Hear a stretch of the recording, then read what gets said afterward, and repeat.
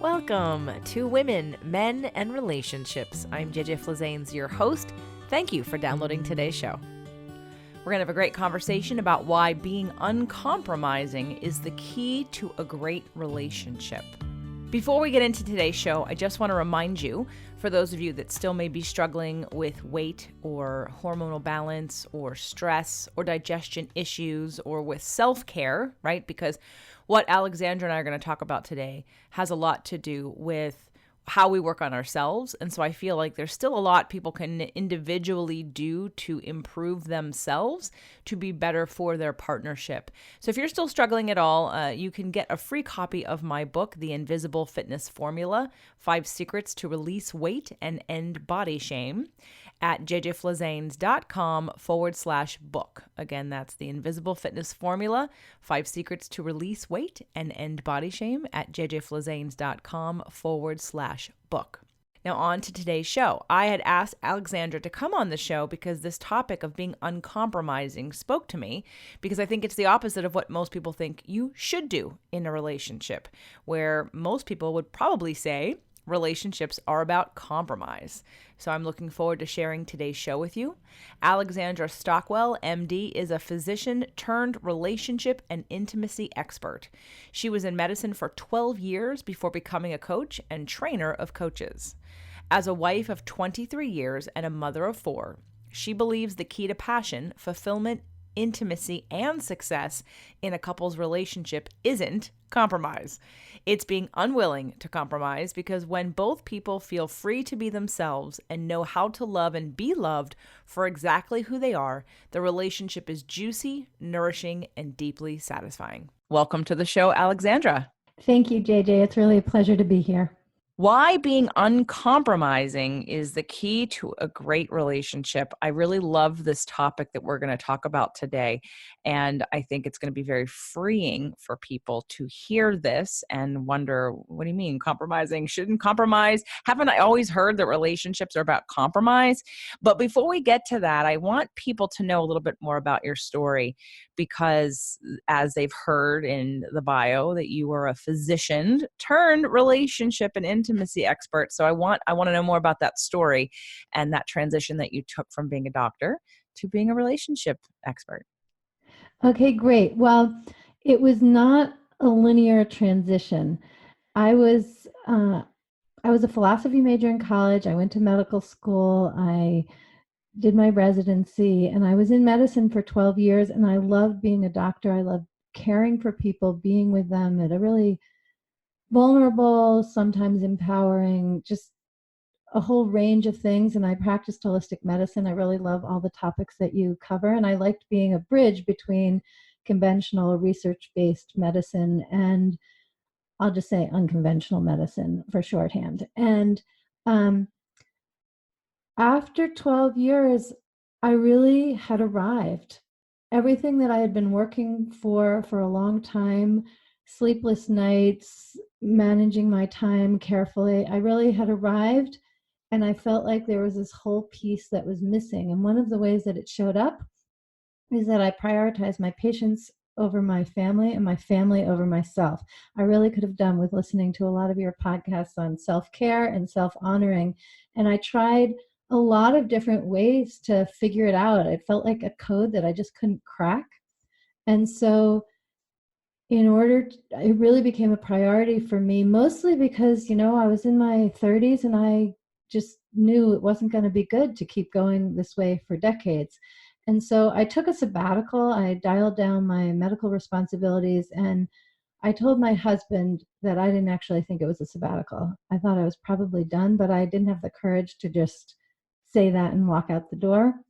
And I went on a journey, and it actually was very funny, because within 3 months of no longer practicing medicine, I volunteered at my children's school, and I oversaw this big project. We generated a 20-page report, and I oversaw 10 people. And the main thing I want to say is that I basically recreated the same thing, where I was devoted to this project. And it was devastating in the moment, but it really convinced me that I really needed to untangle this in myself, or I was going to go on taking care of other people instead of myself. And eventually there are real consequences for that. So I was motivated and clueless, and I started taking workshops. I did all kinds of different things, and one thing led to another, and I found myself, for my own sake and the sake of my marriage, exploring sensuality and sexuality. And there was nobody like me there. I was married with children and busy, and in these workshops it was typically single people or people in interesting polyamorous arrangements, and just, it was really edgy stuff. And I found it humbling and profoundly useful.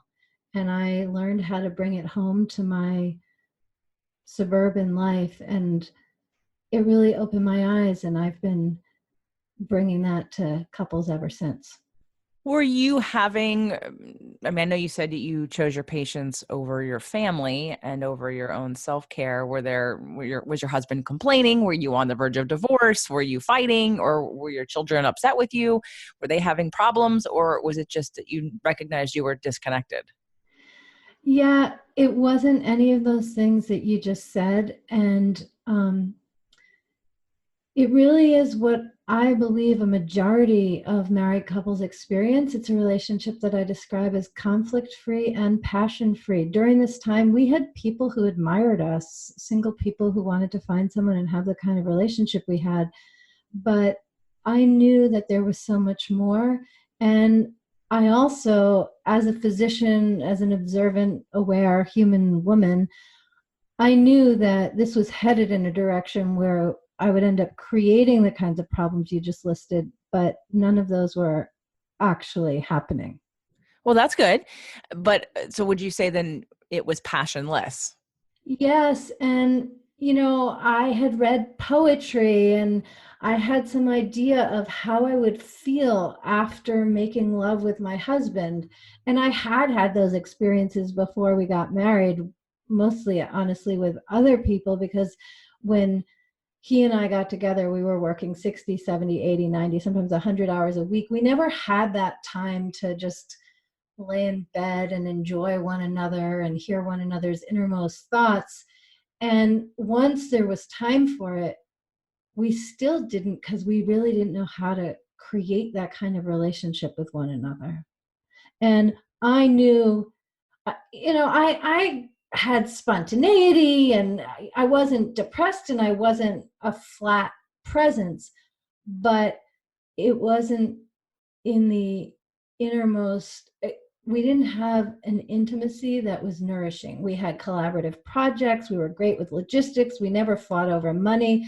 We co-parented in a thoughtful, collaborative way, but our intimacy wasn't what I knew was possible. Yeah, you represent the majority of people probably who are out there who like to talk about how long they've been married. You know, I've been transitioning my own relationship, as you know, and in retrospect, and I mean, we just met recently and had a great conversation, and we're in the process of doing all the paperwork and stuff. But we'll remain good friends, and we still love each other, and it's the transition that's happening. But we both went into our marriage knowing that there was more, and we wanted more, and for many reasons it wasn't going to be more. But I did believe and always know that I was going to get what I wanted. But if you look from the outside, nobody knew that I was going through necessarily anything in particular, because we had a normal relationship. But I think when people talk about, oh, we've been married 20, 30 years, sometimes I look at relationships and I think, so are you happy in your marriage? Like, so what? You want the stamp of approval that you've been with the same person for 20 years? Like recently, a dating expert friend, an old colleague of mine, she has her second marriage, but she's a Capricorn. And I didn't ask your sign yet, so I don't even know what your sign is. She's a Capricorn. And when she said she was a Capricorn, I was like, yeah, well, you guys, all you earth signs, you can stick it out. Like, you can suffer. Like, suffering is not a problem for you. So being in an unhappy situation for a long time is something that's more comfortable for you, and other signs and other energies aren't comfortable with that. So I do appreciate that you represent, you're not, you're not representing the person who was on the verge of divorce or the person who was abused, or like, you're the average couple that isn't connecting and that's living an existence that's nice, but isn't exactly why people read romance novels or watch movies and rom-coms and dream about love and romance. And we all know that's possible, but it isn't always easy to get. And I know we're going to talk about how to get that today. So before we continue, though, I do want to ask you if you're willing to share. Sure. If you know your chart, do you? Oh, well, do you want to guess? No. Because, Okay. Well, that's fine. I am a Gemini, okay, and then I would have guessed Gemini. Okay, because when you I said have free tons. spirit, yeah. I also have an inordinate amount of Cancer in my chart. Do you know your moon? It's Cancer, and Okay. actually, I this is the kind of thing that I've gone very deep in, and I'm not currently in that phase, and so I don't remember. But I think I have 5 signs in Cancer, but my sun sign is Gemini, and in the way that you're bringing it up in the relationship, it's actually you're allowing me to make a connection that I haven't previously made, because when we got married, I should share that my parents were divorced when I was young. His parents were divorced. And actually, my mother, her second marriage, she got divorced after 20 years. And I went into my marriage loving my husband deeply. And a part of me knew that we were in love and we were going to have a good marriage. And another part of me was totally skeptical. And when we had our first child, I was making mental notes. I never wrote them down anywhere, but in my head, I was making mental notes so that when we were divorced and my daughter was older, I could tell her what a wonderful, engaged, beautiful father she had when she was young. So I've known that I had these two things happening, but I never connected it with my being a Gemini. But I was totally Gemini in my approach to what I thought was possible in our marriage. Well, the Cancer part of you is the romantic that wanted the deep connection and to feel safe and to have the intimacy and to and to feel that juiciness. I mean, not that Geminis couldn't feel juicy, but in essence, all air signs are more about thoughts and thinking, and water signs are about feelings. And Cancer being in your moon, which is about how you deal with emotion, it's that. And I have a Pisces, my moon's in Sag, but I've got that sort of ultra romantic, dreamy, some people would say illusionistic kind of, but I absolutely knew it was possible. And so you also knew that your relationship, the one that you wanted, was possible, which is why it didn't necessarily take you, like, you were more proactive. And I definitely think there's part because you did holistic medicine. I haven't had to have a major catastrophe happen for me to wake up to go, oh, I need to change my life or my health. Like, I'm the person who's always seen 5, 10, 20 years down the road. The people who are walking over, hunched over because they never took care of their bodies for 20 or 30 years or more. And I said, that is a culmination of many years of neglect. And I don't want to be like that. All I have to do, if I want to look around at people who age well or people that don't age well, it'll make me stand up straight immediately when I see someone with bad posture who looks like they have, beaten their body up most of their lives. Yeah, So you're describing it kind of from the stick, and I oriented to the same thing, but from the point of view of the carrot, because my husband had therapy when he was in his late teens and got a lot of benefit. It really woke him up to personal growth. And I, in my 20s, had done a lot of therapy and really loved who I was. That was specifically a result of having done that inner work. And so when we got married, I always planned for us to do couples coaching or couples therapy because I was just so clear it had helped each of us individually. I was sure we'd want that for our relationship. And so I never thought of that as a sign of something gone awry or anything to be embarrassed about or anything. So that's my carrot to your stick in terms of motivation. well, I got married full knowing that the work was about to begin. Like, I was Yeah. excited about the work a beginning, and I thought my husband also felt similarly. Not that he was so willing to do so much, but he wasn't resistant at first. It's what happens, of course, when you start to shift and expand, and then you feel imbalanced, or you feel all this newness, and you can't get your footing, and you feel challenged by your new reality and then of course his way was to rebel and run the other way. So, and to stop and to put an end to that. But I absolutely said, okay. And now I got married. Now the work can start. And so I think that's great that you, going into your marriage, you both had done some work, or he had done some work. And it's always more positive when someone could recognize that therapy or work or psychology can be so beneficial. Now, not always, as you know, I'm a pretty stickler when it comes to relationship therapy.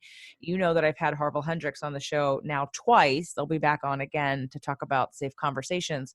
But I'm not a fan of most relationship therapy because of the top level surface bullshit that people focus on and then never get out of, and they wonder why they're going for 3 months and they don't feel any better. And so I want you to speak to, because I know that you also have done some of Harville's work and other work, and also talked about, I heard your show with Doug on The Nice Guys, talked about personal growth through your marriage. So speak to what I just said about me not liking traditional relationship therapy. Okay, well, I always want to be respectful of people's intentions in whatever modality they're doing. And I completely agree with you. And actually, 85% of couples who do traditional couples therapy end up getting divorced anyway. And I think that is because couples therapy is either superficial, as you say, or it's really oriented towards conflict resolution. And again, as we were saying earlier, the majority of couples are actually not necessarily in conflict. They are conflict free and passion free, or some variation on that. And traditional couples therapy has very little to offer to really awaken each person so that they can connect from a much more authentic aspect of themselves and create a relationship that's really in integrity and alive and vital and fluid in the right ways and stable in the others. So I really agree with you. Okay. I figured you did. That's why you're on the show. So, but not that I wouldn't bring. It's just tricky though, because when people get to the point where they have the courage to reach out and work with someone, I always find it so heartbreaking when those steps they take to actually reach out to someone don't bring them the results that they want and I know are possible and you know are possible too. And so I guess I really want to talk about this in a way that encourages people to find the right person. This isn't any kind of advice to therefore not go to couples therapy. Of course, but as if someone's listening to me and my show, and therefore you right now, they understand and know, because they've heard me yap about it and harp about it for a long time, that I'm not a fan of traditional couples therapy. I'm not a fan of traditional therapy. There are very specific therapeutic modalities that I recommend because I've tried them all. And not that I'm saying that I'm that it won't work for somebody else. It absolutely could. But I have an integrative approach using several different modalities. And I am more interested in the deeper growth that comes with recognizing and believing that you choose your partner to heal the wounds of your past. You choose your partner to help you grow and expand, and that it's really about the work that you do with yourself as well as the work you do together in the relationship. So, and I know that you also agree with that. Again, another reason why I'm not opposed to having people with opposite views on the show. In fact, Harville and Helen's interview that we did recently, I've got a very different opinion than Harville about something in particular, and I didn't challenge him on it because it's not for me to challenge him. I respect him. I think he's brilliant, and I think that the therapy is very effective. But, he's an 83-year-old Virgo man who was born on a farm, and his mother died early, and he had multiple siblings. So I can understand his belief system, and it's not for me to teach him. He wasn't asking me. So we're all welcome to have different point of views, and different things will work for different people. But because, just like you said, 85% of people that go to couples therapy, traditional couples therapy, get divorced anyway, I see that as it's such a crying shame. I mean, the only reason why Doug and I can be together is because his wife left him. Like, I would never have been with someone who left, who was married and divorced twice on their own, because I would have been a clear example of someone who isn't willing to do the work, like someone who just keeps thinking it's the other person and is playing, the victim to circumstance and a bad choice, versus saying, what's my responsibility in this relationship and what can I do about it and how can I grow, instead of focusing on the other person. I really agree so deeply with you, JJ. And the way that I typically talk about the exact same thing that you're saying is that the purpose that a relationship is the vehicle for personal transformation. And so if somebody wants to work with me, they have to really understand from the get-go that any work we're doing is on their personal transformation, which in turn does all kinds of amazing things for the relationship. Well, I took that on to my relationship, and I know that it's what has brought me here. It's what created the podcast. It's what created all the podcasts, and I'm very thankful for the journey that I've been on. But I also know that a lot of the same tools that I used and learned can help others who are in a different place. And I want to continue to support people really leveraging the choice they already made in their relationship to see what they can salvage from both, creating a deeper relationship with their partner and a better relationship with themselves. And so today's topic is sort of where I think people would think, well, aren't I supposed to, isn't being in a relationship about compromise? Because you have two different people who want maybe two different things in different areas. But you're saying why being uncompromising is the key to a great relationship. So let's talk about that. Yeah, great. It absolutely is the most common advice given, that marriage is all about compromise. You have to learn to compromise to have a great relationship. And I think that really depends what your goal is. If your goal is not to have conflict, then in the short term, compromising is a good way to go. But when people compromise, I've heard you say this, and it's my favorite saying of the personal growth phrase is, how you do anything is how you do everything. And the thing about compromise is, when you get in the habit of compromising, it's actually hard to stay in touch with what you actually want. I've worked with couples who, let's say they've been married for 20 years, and if she came into the marriage understanding that compromise was the most important thing, and now they're at the point where they both want more aliveness, more vitality, more intimacy, more spontaneity and passion. And I say to her, well, what do you want? It's actually common that when we slow down enough so that it really is a question, it's not like, do you want vanilla ice cream or chocolate ice cream, but it's a much deeper question. She doesn't really know, because how you do anything is how you do everything. And when you're in the habit of compromising and essentially making someone else's desires and experience and preferences more important than your own, you lose touch with what you really care about. AKA, so then we lose the passion because we just want to try to keep the peace. So always saying that people are willing, they want to compromise because they don't like to feel conflict. They don't know how to deal with conflict resolution. Like, how do you handle that with a couple who is all about compromising but passionless? Well, and that's not an unusual scenario. I mean, we're using stronger words. I am, conflict free and passion free. Most relationships have a little bit of conflict and probably a little bit of passion too, or a little affection anyway. But yeah, so if both people in a couple are used to putting the other person first, which is essentially what's happening in compromise, we are not binary beings, and there's no switch that we can flip. So if that's what you're doing as you're choosing which restaurant to go to, if that's what you're doing when you choose where to go on vacation, all kinds of scenarios where you might be compromising, when it's time to get into the bedroom, it's really hard to bring your whole self. It's actually impossible, because bringing your whole self to the relationship is a habit to cultivate. And it takes attention and intention.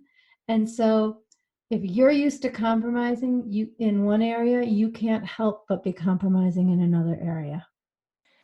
So in the bedroom, and when we come to talking about emotional intimacy and sexual intimacy, and there's definitely a place where the vulnerability is heightened for feelings being hurt, being offended, being shut down, being rejected. So how does one handle not compromising or breaking the pattern of allowing things to be less than great? Like, what would be your recommendation for cultivating a safe space for intimacy where you're not keeping your mouth shut so that you don't create conflict? Because I've experienced this as well. It can get very, I've often heard for many, many years before I got married that, in fact, when I got married, I thought, okay, this is going to be the playground from which I'm really going to be able to dive into deeper intimacy. But the problem becomes when people interpret things as being rejected or not good enough, or any of like sort of negative programming that they brought into the relationship from childhood. Now we have a really unsafe space. And so then what do you do there? So the thing to do, which really pivots things, sounds very simple, but is actually quite complex and profound and requires courage. And I want to start by saying, if it's a couple and they've been together for a month, then maybe what I'm going to say is relevant, maybe it's not. But what I'm about to share is really for people who know one another, they love one another, they're devoted to the relationship, and learning how to make it better for both of you. And in that scenario, actually what I say is, if someone's telling me, that they haven't had sex in a while, I'll say, what do you need to say that you haven't said yet? And I know from my own marriage, it's crazy. But if I have a resentment or something that I'm not saying, and I go to my husband and I say, I have something I need to tell you, and I tell him, it just moves the gunk out of the way. But I have a very particular way of doing it, because blaming or venting is not what I'm talking about. I'm talking about making a very intentional communication. And the first thing is to say to your partner, I have something important, or I have something vulnerable to share. Are you available to hear it? It's really essential that you get a buy-in from your partner so you're both a yes to this communication. And when you ask, the possible responses are yes, no, or maybe. And the maybe really won't work. It either needs to be yes or no. What is okay is not yet. Because maybe if my husband says to me, I have something to share with you, are you available? It's fine for me to say, actually, I've had a really long day and I need to take a shower and get something to eat, and then I'll be available. In other words, the person asking the question has to be open to any response, and the person answering has to be honest. So if you say yes, then you really do need to be available. And then once both people are available, the next thing is for you to share why you're sharing it and what your desired outcome is. So if you, or else, if anyone says to their partner, I'm sharing this because, let me tell a specific example. So let's say my husband and I, we haven't had sex for a few days, and I'm just not feeling particularly in the mood, but I can tell that he'd be open to it, and I like the idea of it, but I'm just not feeling it. Then I'll think, okay, what have I not said?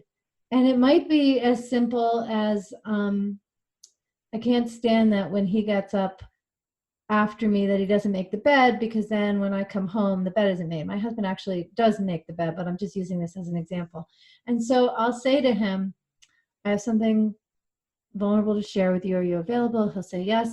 I'll say, I want to share it with you because it's something that I just keep thinking about, and I can't let go of it. And I really want to let go of it so that we can really have a nice time together this evening.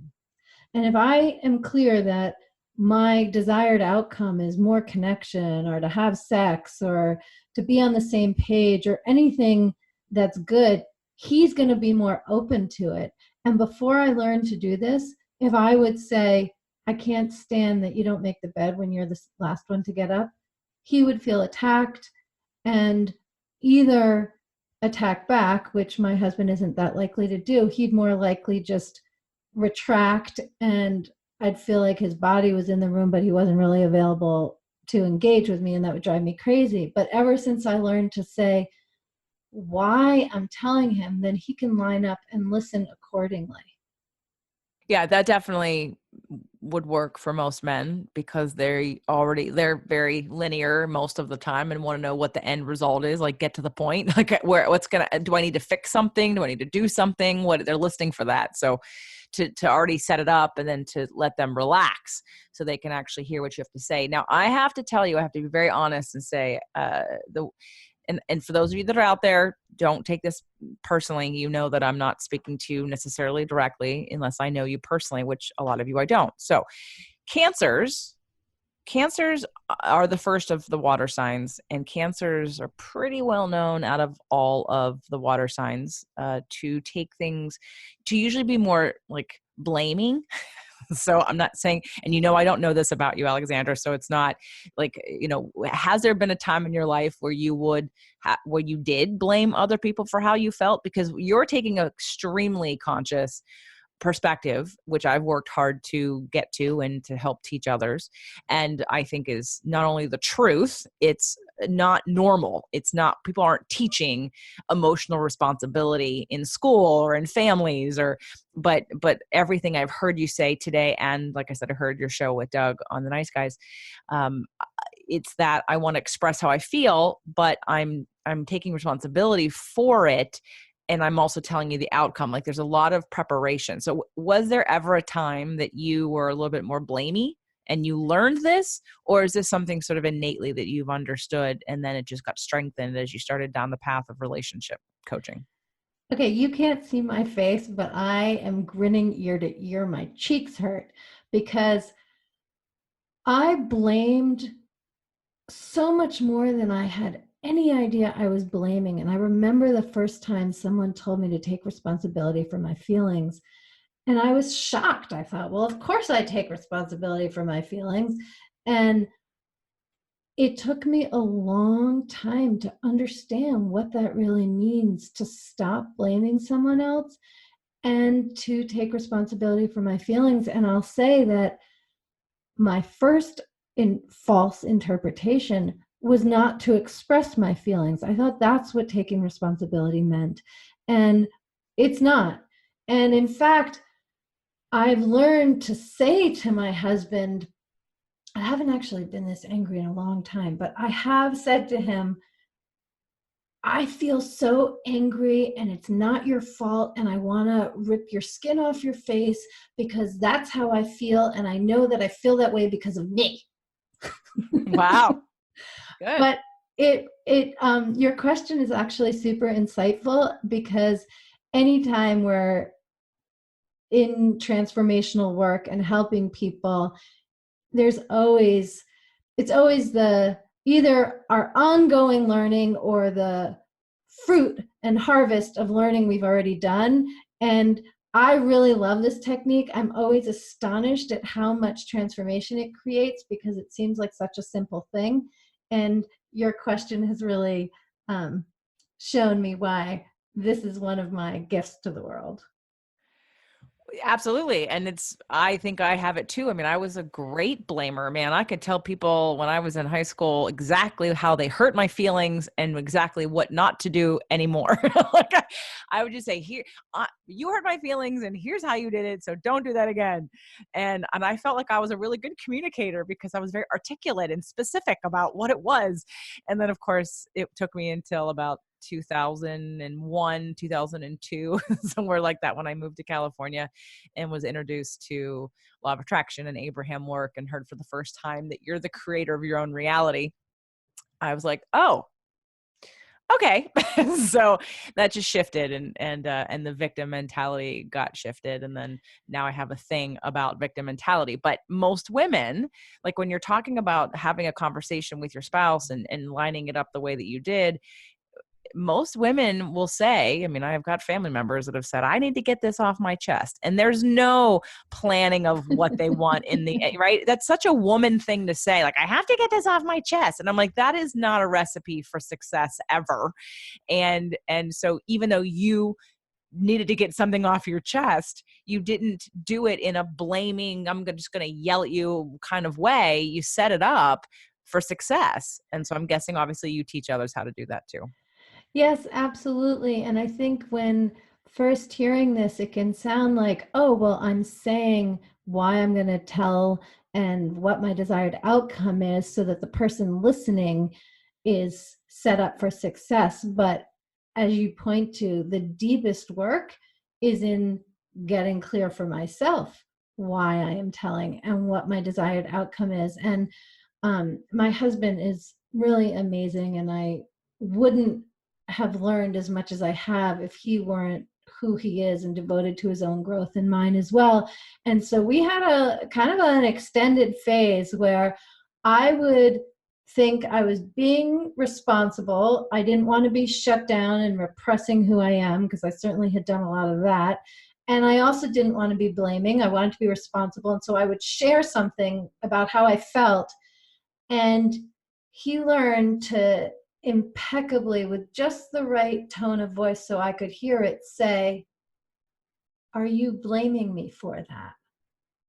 And initially I'd say no, but I learned to pause a moment and think, I guess I am a little bit. Let me do that over. And in fact, in communicating, I think do-overs are the most amazing thing, because this is related to our shared position on traditional therapy as well. If something happens that is problematic, we'll just say, the common thing is either to just sweep it under the rug and suppress it, often under the guise of compromise, or to process it and process it and process it.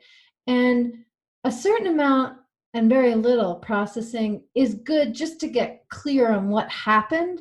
But beyond that, processing just reinforces what's already been experienced. And the much more transformative move is to actually do a do-over, so that from a neuroscientific perspective, you can create new grooves in the brain, new patterns of behavior. And once you've experienced the do-over and it goes the way you both want it to, then you have a reference point that you can reinforce in the future. That's fun.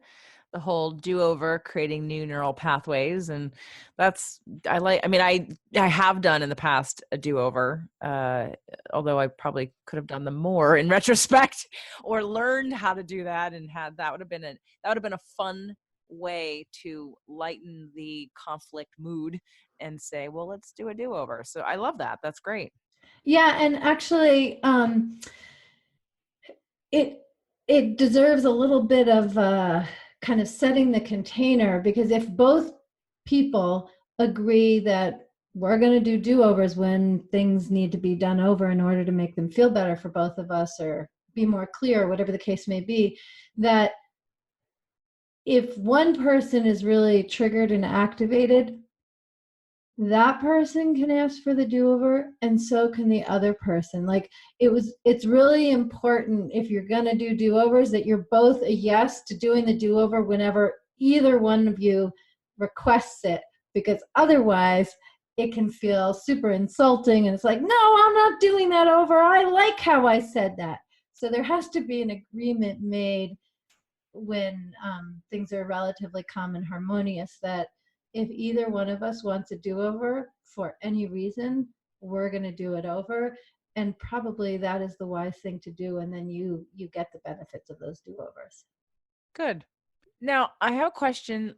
before we share with people how they can work with you and who specifically you work with and what their, the outcomes are and what they want them to be, do you use any of your medical background in holistic medicine? Whether you refer people to other people or add in different elements, is there ever a need or an integration from your past to your now?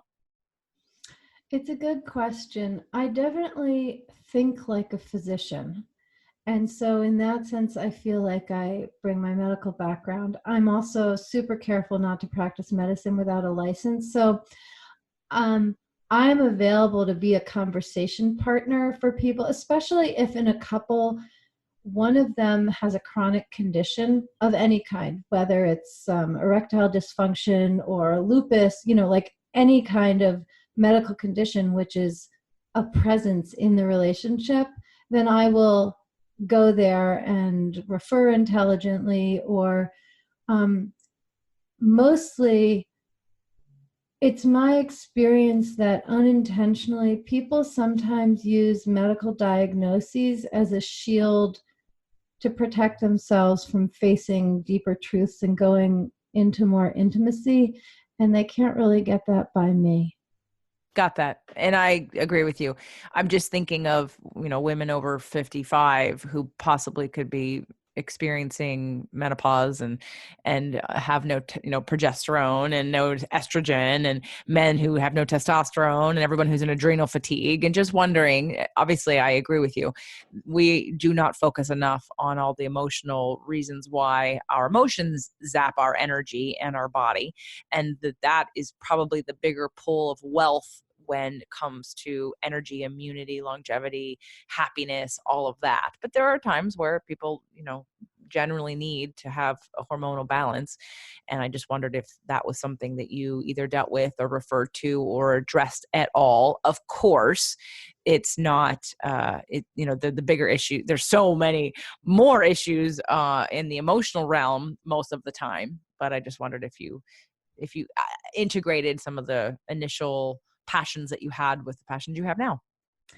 Yeah, I do review, but it doesn't end up being a big topic because there are so many non-medication ways to address erectile dysfunction and menopausal issues and vaginal dryness. There are all these things that people can think are very medical, and I want to go as far as possible in other ways. And then I'm happy to refer people, and anybody who wants to go see an MD, I'm certainly not going to advise them not to. Gotcha. Okay, so let's talk about who you service and who you work with. And I know it's specific. I believe I heard you do a 2-hour consultation at first with somebody to get to know them and figure out the path. Oh, yeah. So I really am devoted to couples who love one another. They've been together. I mean, I actually have worked with a few couples who have worked with me as part of deciding whether or not to get divorced. But mostly I work with people who've been together for at least 5 years and up to 35. Um, and things look good on the outside, and one or both of them really knows that there's so much more that's available, and they've put their attention on other things, and now it's time to really have the nourishing relationship. Maybe the children are all going to be leaving home, and they don't really know what that relationship is going to be when they lose that focus. So when they come to me, there can be a desire just for more vitality, more connection, and often they haven't had sex for 6 months, 10 months, sometimes 2 years. The longest was 13 years. And so one of the very first things that I offer is hope, because if both people are open to how they might work on things, more is always possible. They might not choose to do it, but it's always possible. And so when people reach out, I usually have a 10 or 15-minute conversation just to make sure that it makes sense to go further. And then, yes, the first conversation is 2 hours, and we really explore the whole terrain of what the relationship is like now and why it's that way and what the couple wants it to be. And then we really create the North Star, because it's a it's a deep commitment to do this work. It's a significant investment of time, attention, money, and I want all of us to be super clear, what's the North Star, what are we headed for? And then no matter what arises, I can guide us to make sure we're going to that intended destination. Are you always working with the couple? So it's you and a couple?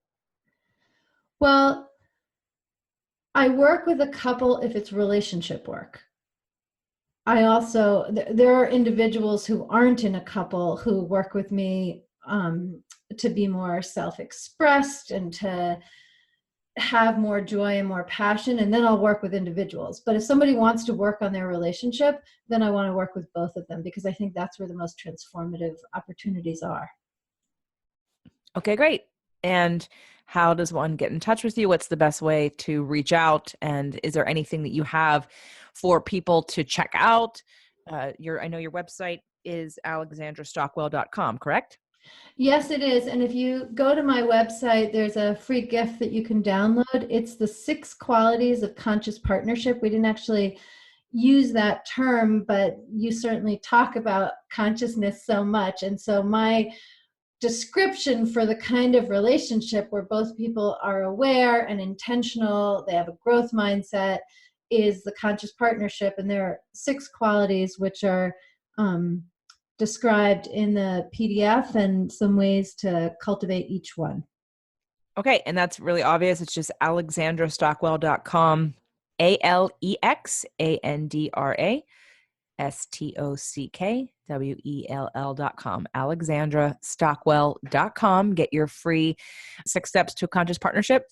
The 6 qualities of conscious partnership. And I guess I also want to add, I have a Facebook group, Conscious Partnership Community, and I welcome anyone to join and participate in the conversation there. Excellent. So if you feel called, please check out Alexandra's information. As you can tell, she's approved by me because she and I have very similar views about relationships, and we need more conscious relationships in the world, and definitely more people taking responsibility for their own emotions, more passion, more romance, and more examples of what is possible, because I think too many times people are settling for things and saying, just like you said, Alexandra, they're conflict free, but they're also passion free. And we want, and I know that the millennials of now also want more than their parents had, and they want to find that deep connection that we all write poetry about and write songs about and write movies about. So let's make that our goal and go to alexandrastockwell.com and check her out. Thanks, Alexandra, for being here today. Thank you, JJ. What a pleasure.